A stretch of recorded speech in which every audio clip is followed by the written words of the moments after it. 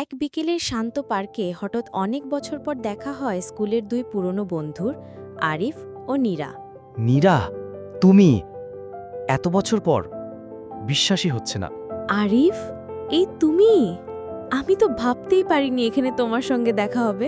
তুমি একদম বদলাওনি, সেই আগের মতোই হাসি মুখ। আর তুমি আগের মতোই সরল কথা বলো। কেমন আছো? ভালো, কিন্তু আজকের দেখা হওয়াটা যেন ভালো থাকার এক নতুন কারণ হয়ে গেল। তুমি? আমি ভালো আছি, তবে জানো, স্কুল ছাড়ার পর সবচেয়ে বেশি মিস করতাম যেটা, সেটা ছিল তোমার সঙ্গে কথা বলা। আমিও। অনেক কিছু বলার ছিল, কিন্তু বলা হয়নি, সাহস পাইনি। তুমি জানো, আমি অপেক্ষা করেছিলাম।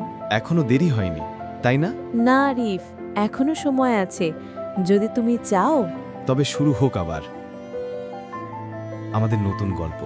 হ্যাঁ, আমাদের গল্প, ভালোবাসার গল্প।